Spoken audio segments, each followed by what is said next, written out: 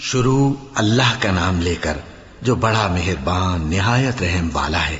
اور جب ان کے پاس اللہ کی طرف سے پیغمبر آخر الزماں صلی اللہ علیہ وآلہ وسلم آئے اور وہ ان کی آسمانی کتاب کی تصدیق بھی کرتے ہیں، تو جن لوگوں کو کتاب دی گئی تھی ان میں سے ایک جماعت نے اللہ کی کتاب کو پیٹ پیچھے پھینک دیا، گویا وہ جانتے ہی نہیں، اور ان چیزوں کے پیچھے لگ گئے جو سلیمان کے عہد سلطنت میں شیاطین پڑھا کرتے تھے۔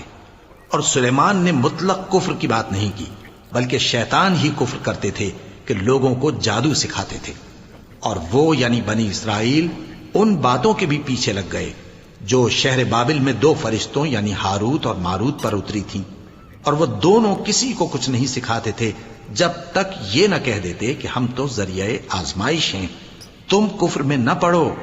غرض لوگ ان سے وہ چیز سیکھتے جس سے میاں بیوی میں جدائی ڈال دیں، اور اللہ کے حکم کے سوا وہ اس چیز سے کسی کا کچھ بھی نہیں بگاڑ سکتے تھے۔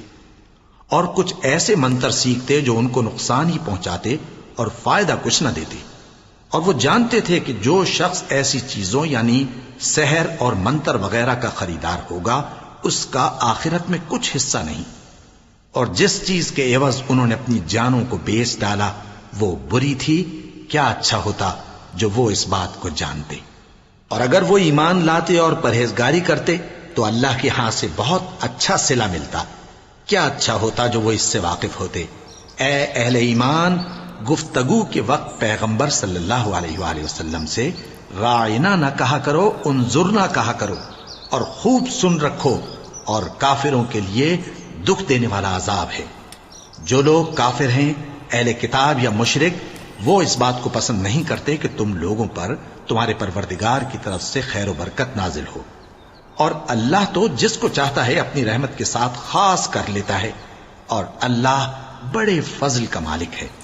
ہم جس آیت کو منسوخ کر دیتے یا اسے فراموش کرا دیتے ہیں تو اس سے بہتر یا ویسی ہی اور آیت بھیج دیتے ہیں۔ کیا تم نہیں جانتے کہ اللہ ہر بات پر قادر ہے؟ کیا تمہیں معلوم نہیں کہ آسمانوں اور زمین کی سلطنت اللہ ہی کی ہے، اور اللہ کے سوا تمہارا کوئی دوست اور مددگار نہیں؟ مسلمانوں، کیا تم یہ چاہتے ہو کہ اپنے پیغمبر صلی اللہ علیہ وآلہ وسلم سے اسی طرح کے سوال کرو جس طرح کے سوال پہلے موسیٰ سے کیے گئے تھے؟ اور جس شخص نے ایمان چھوڑ کر اس کے بدلے کفر لیا تو یقیناً وہ سیدھے رستے سے بھٹک گیا۔ بہت سے اہل کتاب اپنے دل کی جلن سے یہ چاہتے ہیں کہ ایمان لا چکنے کے بعد تم کو پھر کافر بنا دیں، حالانکہ ان پر حق ظاہر ہو چکا ہے۔ تو تم معاف کر دو اور درگزر کرو یہاں تک کہ اللہ اپنا دوسرا حکم بھیجے۔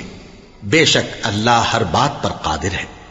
اور نماز ادا کرتے رہو اور زکوٰۃ دیتے رہو، اور جو بھلائی اپنے لیے آگے بھیج رکھو گے اس کو اللہ کے ہاں پالو گے۔ کچھ شک نہیں کہ اللہ تمہارے سب کاموں کو دیکھ رہا ہے۔